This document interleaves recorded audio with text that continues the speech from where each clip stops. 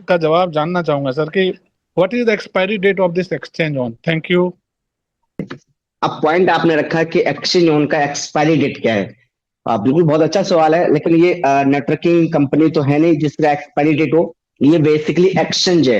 अच्छा, कंपनी को जोर क्यों नहीं आ रहा? अभी जैसे 9 महीने हो गए, कंपनी 9 महीने से कंटिन्यू इनकम दे रही है, विड्रॉ भी टाइम से दे रही है ना। अब पॉइंट ले लेते हैं भाई, एक्सचेंज उनका फ्यूचर क्या है। तो इसका फ्यूचर का मैं एक थोड़ा बता दूं।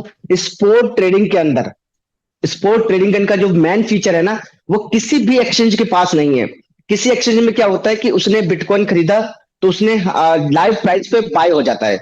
लेकिन इस यहाँ का स्पोर्ट ट्रेडिंग क्यों यूनिक है कि जैसे ही आपने रिपल कॉइन को बाय किया तो जो 35 एक्सचेंज पे हमारा कॉर्पोरेट अकाउंट बना हुआ है या कह लें एपीआई कनेक्ट है, तो सपोज करो बिटमार्ट पे रिपल की कॉस्ट चल रही है ₹2.90 और बाकी में चल रही है सब एक्सचेंजों पे ₹3।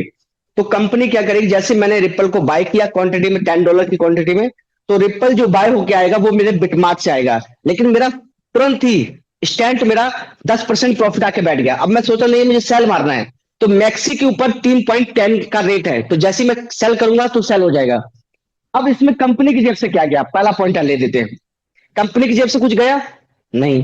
कंपनी को मेकर टेकर फीस आई और गैस फीस आई। इस मेकर टेकर फीस के अंदर इनोवेशन फैक्ट्री एक्सचेंज उनका करोड़ों अरबों का भी बेनिफिट हो सकता है आगे चल के, अभी इतना जल्दी नहीं होगा, लेकिन उस गैस फीस के मुताबिक बायनांस आज अरबों खरबों की इनकम कमा पा रहा है। उसी प्रकार से जब यूनिक फीचर हमारे पास स्पोर्ट ट्रेडिंग का है, जहां पर हमने कुछ नहीं करना, बाय और सेल करना है, कंपनी एपीआई ही खुद करके दे रही है। उसके बाद second option, company signal provide कर रही है कि मार्केट जो है वो अप जाने वाला, मार्केट या डाउन जाने वाला है।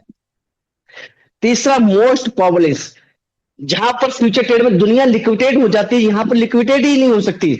उसका ऐसा एल्गोरिदम इन्होंने सेट कर रखा है कि आपका सपोज करें $100 पे आप लिक्विडेट होने वाले थे, लेकिन वो -150, 200, 250, 300 माइनस हो गया, लेकिन आपकी आईडी कट नहीं रही, आपका फंड फ्लैश आउट नहीं हो रहा और आप प्रॉफिट में आ रहे हैं, वैसे अपनी डील को कट कर लेते हैं।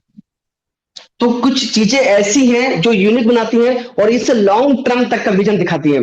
ये आर्बिट्रेज है, तो हो सकता था लोगों के दिमाग में ये आ सकता था 1 साल, 2 साल, 3 साल, 4 साल, कभी ना कभी तो गैप पूरा हो जाएगा और ये क्लोज हो जाएगा। लेकिन sport trading, future trading, option trading, ये इतने सारे ट्रेडिंग लाइव होने के बावजूद भी सीएमसी पे टॉप 10 में आने का विजन है।